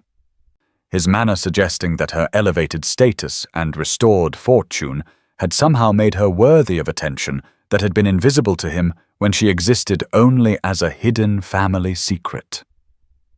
"Miss Ashworth," he said with a smile that was both charming and calculating, "I find myself quite enchanted by your remarkable story and eager to become better acquainted with someone whose accomplishments and beauty have already become legendary throughout London, and I hope you will honor me with your company for the supper dance, as I believe we have much in common and could find considerable enjoyment in each other's society." The invitation presented Cordelia with her first significant choice as a free woman, for she recognized that Lord Theodore represented exactly the sort of conventional security that her stepmother had always claimed was the highest aspiration any woman could achieve. Yet she also sensed that accepting his attentions would mean settling for a life that honored her status and fortune, while potentially ignoring the deeper connections and authentic feelings that had grown between herself and Lysander during their weeks of daily companionship and intellectual partnership. As she considered her response, she became aware of subtle changes in the atmosphere around them, noting how other guests had begun to pay closer attention to their interaction, while Lysander remained engaged in conversation with a group of political figures near the windows, his posture suggesting careful control over whatever emotions her exchange with Lord Theodore might be generating within him. "Lord Harrington," she replied with gracious courtesy that masked her internal deliberations, "I am honored by your invitation and grateful for your kind words about my circumstances, though I confess I find myself rather overwhelmed by the generosity and attention I have received this evening from so many distinguished guests, and I hope you will understand if I reserve the supper dance for quiet conversation with Lady Beatrice, as this represents my first formal introduction to society, and I feel the need for her guidance and support throughout the evening's proceedings." Her polite but firm rejection seemed to surprise Lord Theodore, who had clearly expected that his elevated rank and established position would make his invitation irresistible to someone so recently emerged from obscurity and social isolation. Yet Cordelia felt a surge of satisfaction at having trusted her own instincts rather than accepting an offer that would have been praised by those who valued security above authenticity. The evening's most challenging moment arrived when Serafina appeared in the ballroom's doorway, her presence creating an immediate stir among the assembled guests who were eager to witness the confrontation between the half-sisters, whose dramatically different fates had become the subject of intense speculation and gossip throughout fashionable London. Serafina had clearly taken great care with her appearance for this encounter, wearing a gown of pale pink silk that emphasized her conventional prettiness, while jewelry borrowed from her mother's collection sought to maintain some semblance of the elegance she had enjoyed before the scandal surrounding Cordelia's rescue had destroyed her own social prospects and left her engagement dissolved and her reputation in ruins. Yet beneath the surface of her carefully constructed composure, Cordelia could detect signs of the desperation and vulnerability that had driven her half-sister to seek this public confrontation, perhaps hoping that a display of sisterly reconciliation might help restore some measure of social standing, or at least generate sympathy for her own difficult position as an innocent victim of her mother's schemes and deceptions. When Serafina approached with obvious effort to maintain dignity, despite the curious stares and whispered comments that followed her progress across the ballroom floor,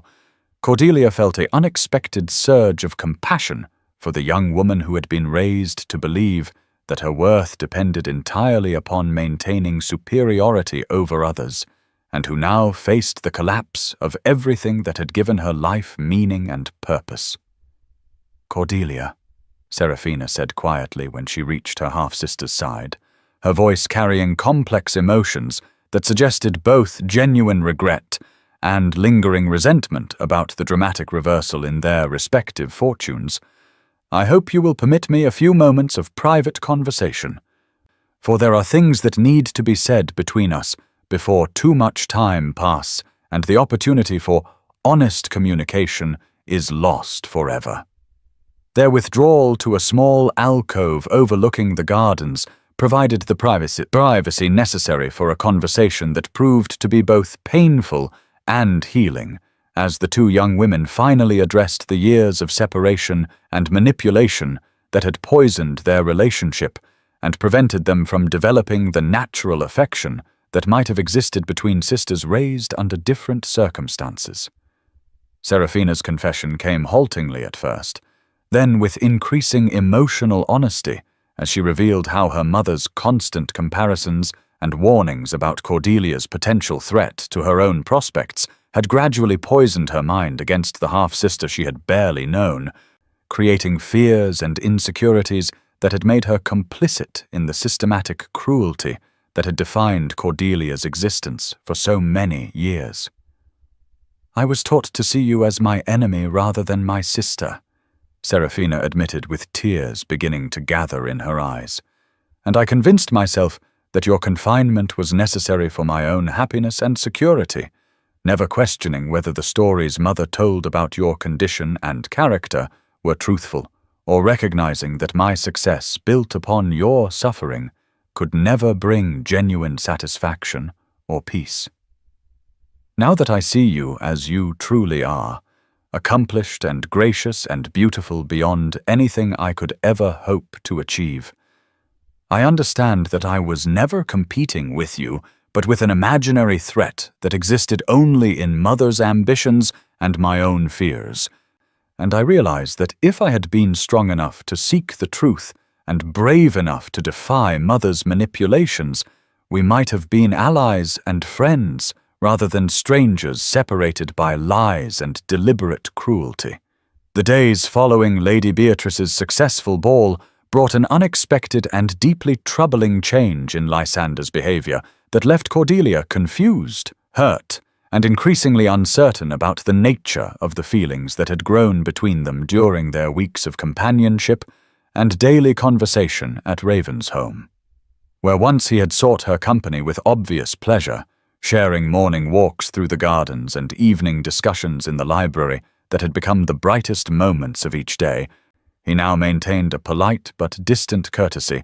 that felt like a rejection of the intimacy and understanding they had developed through countless hours of intellectual and emotional connection. His withdrawal was subtle but unmistakable to someone who had learned to read the nuances of human behavior through years of careful observation from the shadows, manifesting in shortened conversations that never quite achieved the depth and spontaneity that had characterized their earlier exchanges, in excuses that prevented their usual walks and rides about the estate,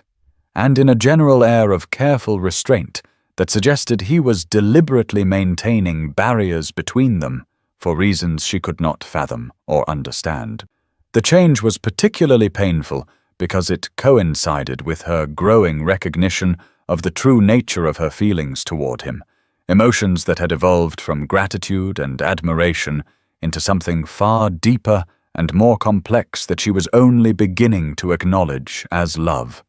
though love of a kind she had never experienced or even imagined during her years of enforced isolation, when such feelings had seemed as impossible and irrelevant as dreams of flying to the moon. She had begun to hope, during those precious weeks when their daily companionship had felt as natural and necessary as breathing, that his attention and obvious pleasure in her society might indicate feelings that matched her own growing attachment. Yet his sudden withdrawal suggested that her emergence into society and the restoration of her inheritance had somehow diminished rather than enhanced her appeal in his eyes. The possibility that tortured her most during long, sleepless nights when she lay staring at the ceiling of her elegant chamber and trying to understand what had changed between them was that Lysander's interest had been motivated primarily by chivalrous protection rather than genuine romantic attachment, and that now that she was no longer a helpless victim requiring rescue, but an independent woman of substantial fortune and established social position, he had lost whatever appeal she might have possessed when she existed as a damsel in distress, whose situation called forth his noble instincts and protective nature. Perhaps, she thought with growing despair, his kindness and attention had been expressions of duty and compassion rather than personal preference, charitable acts performed by a gentleman of honor toward someone whose circumstances demanded assistance, but whose actual company held no particular charm once the drama of rescue had been completed and the satisfaction of justice achieved had removed the motivation for continued involvement in her affairs. The idea that she had mistaken courtesy and responsibility for genuine affection was humiliating enough. But even worse was the possibility that her own transformation from hidden outcast to acknowledged heiress had somehow made her less rather than more worthy of his attention, as though her value had been dependent upon her need for salvation rather than any intrinsic qualities of mind or character that could sustain long-term interest and affection. Lady Beatrice had made several attempts to discuss the situation, clearly recognizing that something was amiss between her brother and her friend, but Cordelia found herself unable to confess the depth of her feelings or the extent of her confusion about Lysander's changed behavior, fearing that speaking her hopes aloud would only make their disappointment more painful and embarrassing when the truth of his indifference became impossible to deny or rationalize away through desperate optimism. For his part, Lysander was wrestling with demons of self-doubt and ethical uncertainty that had plagued him since the night he had orchestrated Cordelia's rescue from Ashworth Manor. Questions about whether his feelings for her could be considered legitimate, given the power imbalance that had existed when they first met, and the gratitude she naturally felt toward someone who had restored her freedom and inheritance after years of imprisonment and abuse. The more he examined his own motivations and emotions, the more he worried that he had taken unfair advantage of her vulnerability and isolation, using his position of authority and influence to gain her affection in ways that compromised her ability to make truly free choices about her romantic attachments and future happiness. The transformation he had witnessed in her confidence and social skills during her first weeks at Ravensholm had been remarkable and gratifying, yet it had also made him increasingly aware of how different their circumstances had been when their relationship began, when she had been entirely dependent upon his protection and assistance, while he had possessed all the advantages of wealth, social position, and worldly experience that made genuine equality between them questionable at best and potentially exploitative at worst. He found himself wondering whether her obvious pleasure in his company sprang from authentic attraction or merely from natural gratitude toward someone who had rescued her from desperate circumstances, and whether the intellectual connection that meant so much to him might seem less appealing to her once she had opportunity to meet other gentlemen who could offer companionship without the complications of obligation and debt that inevitably colored their interactions regardless of his intentions or her conscious thoughts about their relationship. The ethical concerns that tormented his conscience were compounded by practical worries about how society would view their potential union, for while Cordelia's restored inheritance and established social position made her an entirely suitable match from the perspective of wealth and breeding, the dramatic circumstances of their meeting and the romantic story of her rescue had created exactly the sort of public attention and speculation that he had spent years avoiding through his reclusive lifestyle and careful management of his reputation.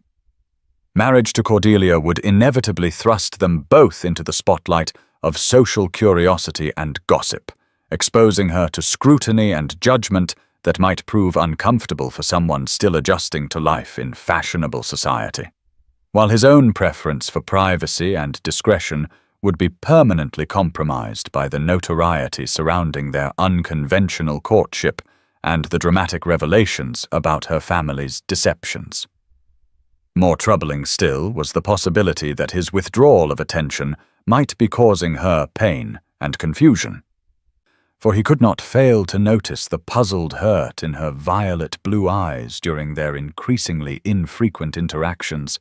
yet he felt trapped between his desire to spare her the pressure of his expectations and his longing to return to the easy intimacy that had made their daily conversations the brightest part of his existence since her arrival at Ravensholm. Lady Beatrice had made several pointed comments about his changed behavior, clearly disapproving of what she perceived as his retreat from a relationship that had brought obvious happiness to both participants, yet he found himself unable to explain his complex mixture of love, respect, and concern for Cordelia's independence without revealing feelings that might themselves constitute a form of pressure if she felt obligated to respond favorably out of gratitude rather than genuine affection. The situation reached a crisis point when Mrs. Pemberton arrived at Ravensholm for an extended visit, ostensibly to ensure Cordelia's continued adjustment to her new circumstances, but actually at Lady Beatrice's urgent invitation to help resolve the growing tension between her brother and her friend that threatened to destroy the happiness both deserved after years of loneliness and isolation from meaningful companionship.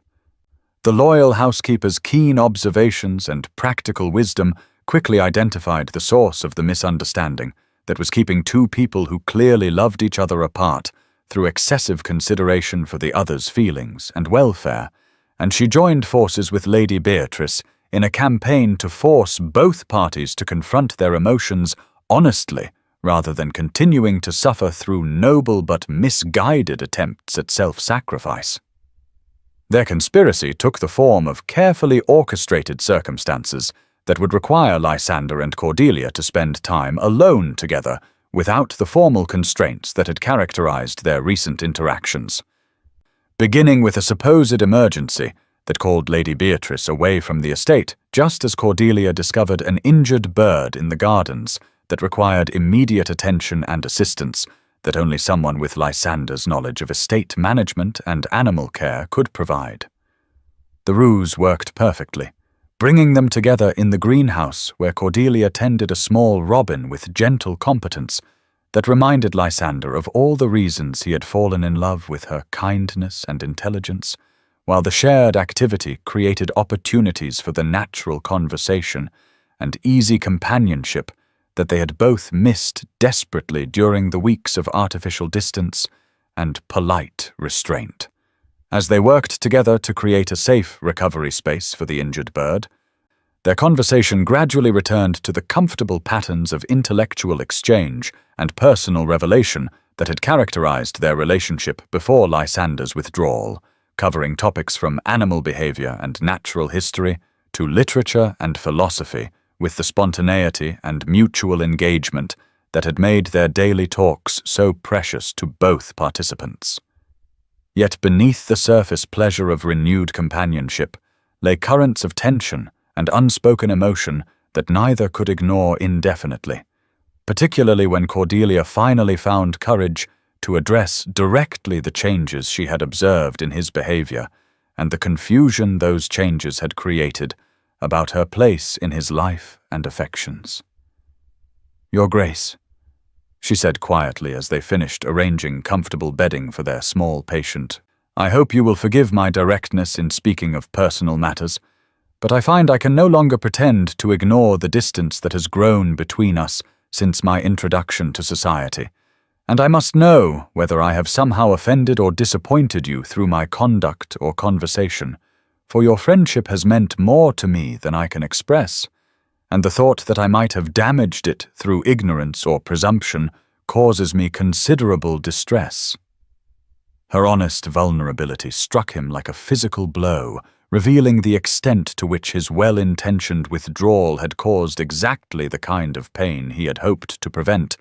while her assumption that she might somehow be at fault for the change in their relationship demonstrated how thoroughly her years of systematic undermining had convinced her that disappointment and rejection were her natural lot in life, rather than aberrations to be questioned and resisted.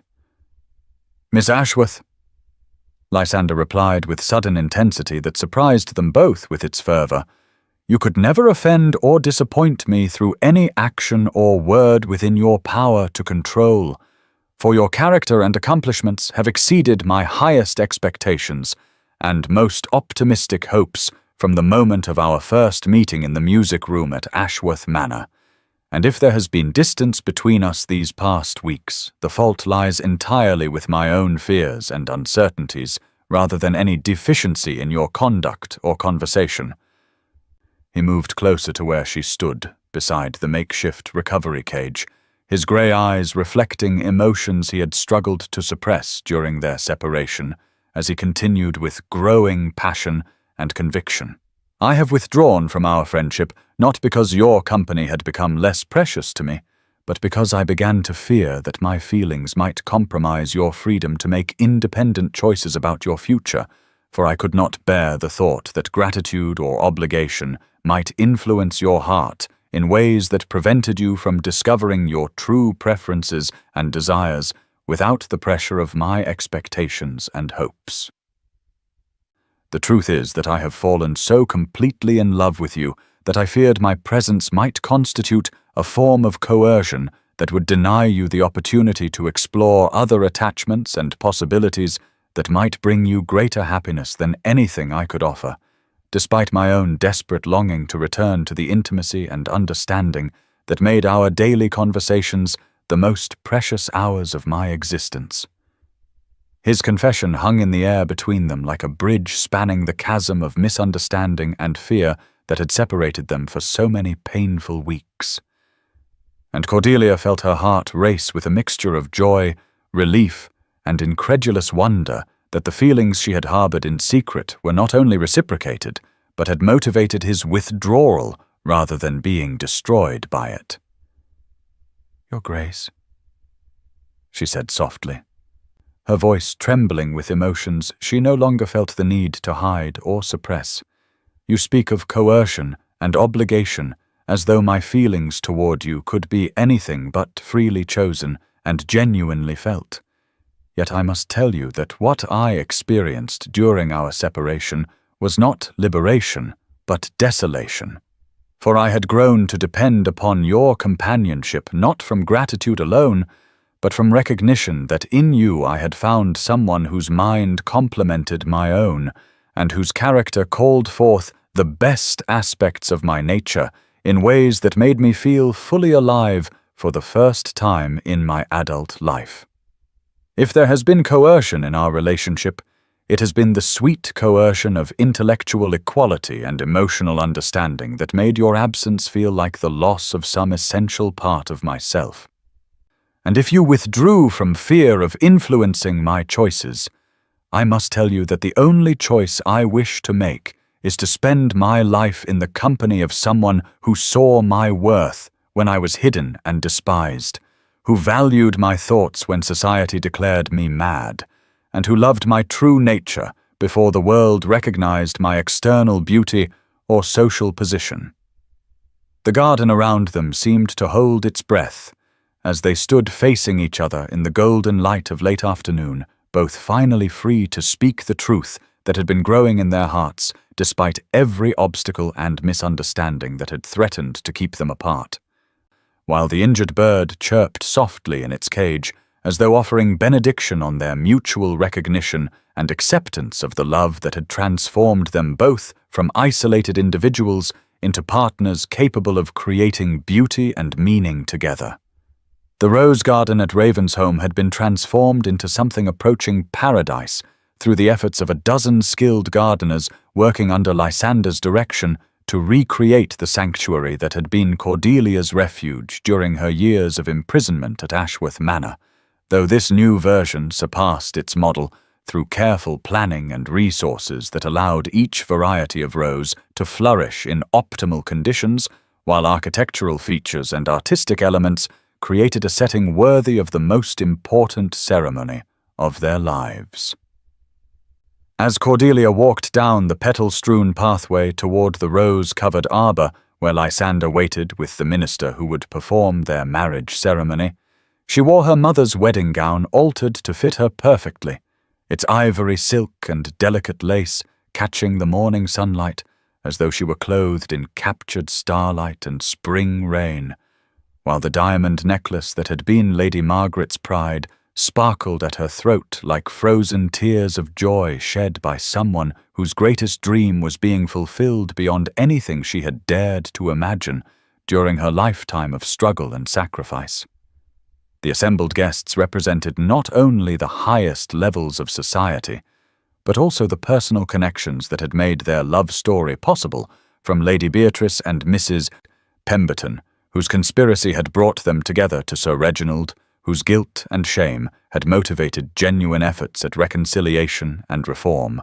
and even Seraphina, who had used the scandal surrounding her mother's exposure to forge a new path based on honest work and authentic relationships rather than the artificial superiority that had characterized her youth. The ceremony itself was both intimate and profound, with vows that acknowledged the extraordinary journey that had brought them from their first mysterious meeting to this moment of public commitment and private joy, while the setting among Lady Margaret's roses seemed to offer the blessing of the woman whose love had created the sanctuary where her daughter first learned to tend growing things, and whose memory had sustained Cordelia through years of doubt and despair. When Lysander spoke his vows, his voice carried conviction that reached every corner of the garden as he promised to honor not only Cordelia's beauty, but the intelligence, courage, and compassion that had captured his heart, while her response demonstrated the confidence and grace that had emerged from years of hidden growth finally given opportunity to flourish in the sunlight of recognition and love. As they exchanged rings that symbolized their commitment to face whatever challenges life might bring as equal partners rather than rescuer and rescued, protector and protected, the assembled guests witnessed not just a wedding but the culmination of a transformation that had revealed the true faces of two people who had learned to see and be seen without fear, pretense, or the need to diminish themselves or others in pursuit of happiness that honored their authentic natures and shared values. 6 months later, as autumn painted the gardens of Ravensholm in shades of gold and crimson, Cordelia knelt among the roses she now tended openly as mistress of the estate, rather than in secret as a hidden daughter seeking solace in forbidden beauty, her hands gentle but confident as she pruned and shaped the plants that would bloom again in spring with renewed vigor and enhanced glory. Lysander approached through the morning mist with the quiet satisfaction of someone whose greatest gamble had yielded rewards beyond calculation or expectation. His love and respect for his wife evident in every gesture as he joined her in the work that had become their shared passion and symbol of the life they were creating together through patience, wisdom, and mutual devotion. The transformation was complete, yet it had revealed, rather than created, the beauty that had always existed within both of them, waiting for the courage to emerge and the wisdom to recognize its reflection in another soul, brave enough to show their true face to the world and claim the happiness that was their birthright as human beings capable of love, that honors rather than diminishes, that reveals rather than conceals, and that grows stronger through the challenges that test its authenticity and depth.